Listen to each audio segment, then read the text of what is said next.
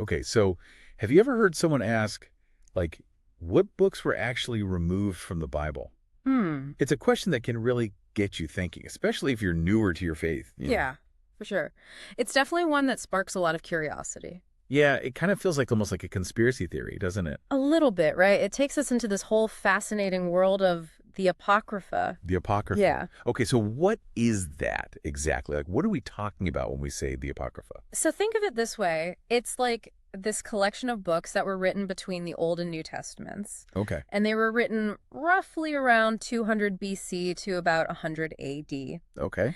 And they give us a glimpse into like this period of Jewish history that a lot of people aren't super familiar with.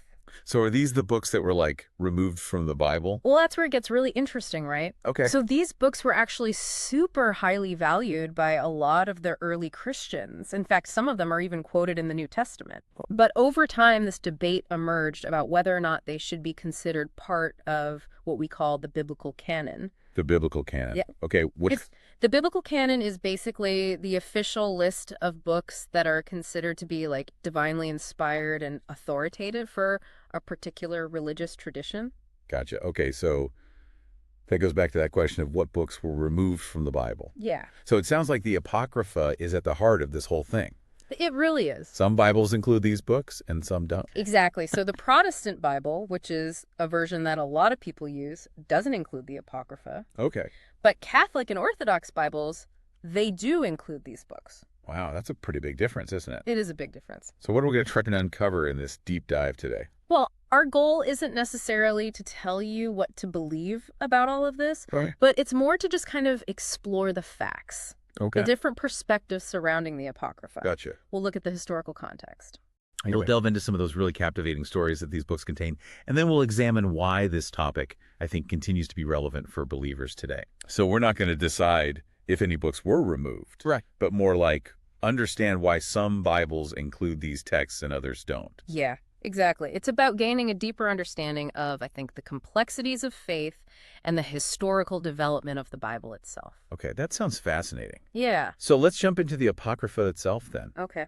What kind of stories are we talking about here? All right. I think I heard there's one about a woman named Judith who saves her people in this really dramatic way. Yes, the Book of Judith. Yeah. It tells the story of this incredibly brave widow who's facing this threat of invasion. Okay. And she uses all of her cunning and courage to actually behead the enemy general Holofernes, Oh. saving her people from destruction. Oh my goodness. And it's a story that I think raises all sorts of interesting questions about faith, courage, and what it really means to be a hero. Yeah.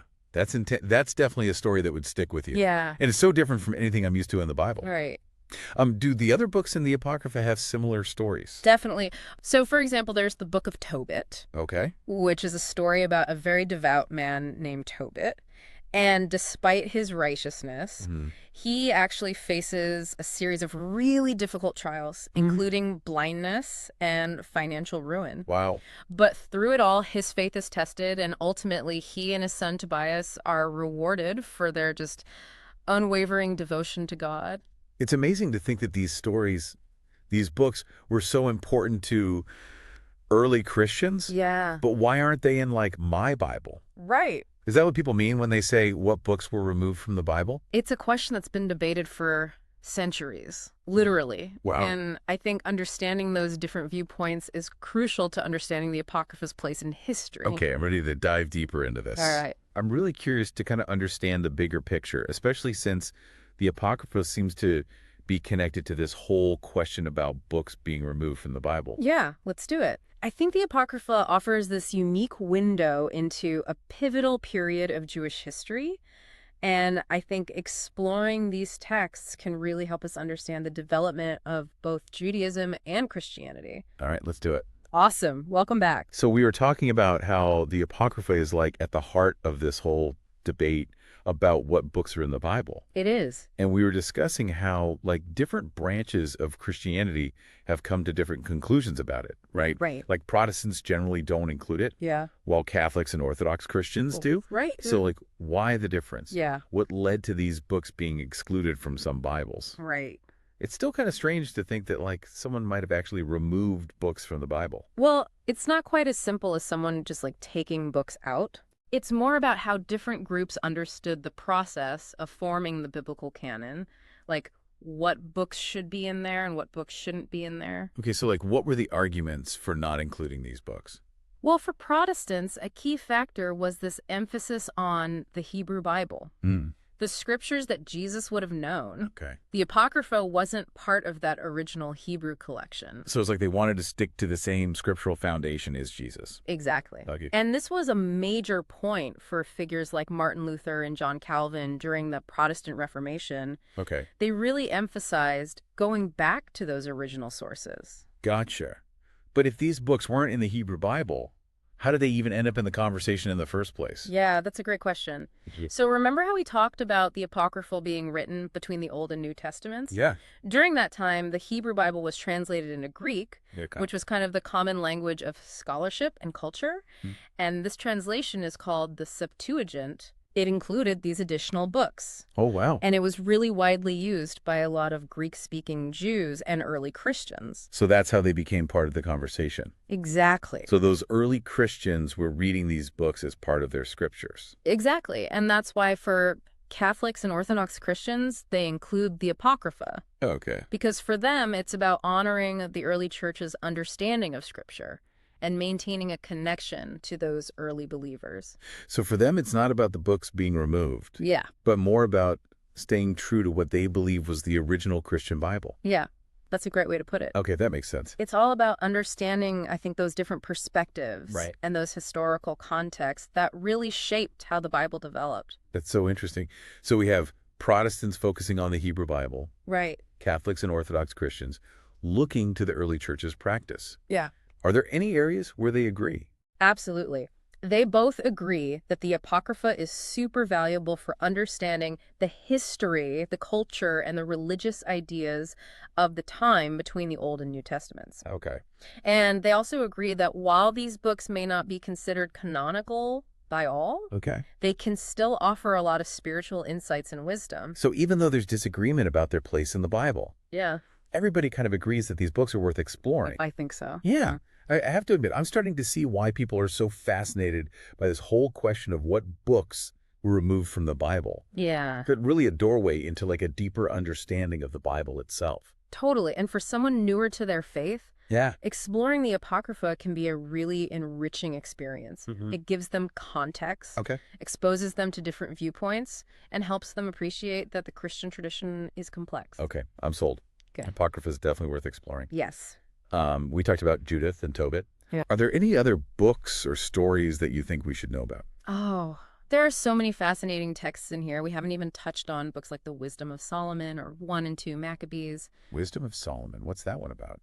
So the Wisdom of Solomon delves into like the nature of wisdom and its role in the world. Okay. And it actually personifies wisdom as this divine being who was present at creation and who played a really key role in God's plan for humanity. Wow. That sounds pretty deep.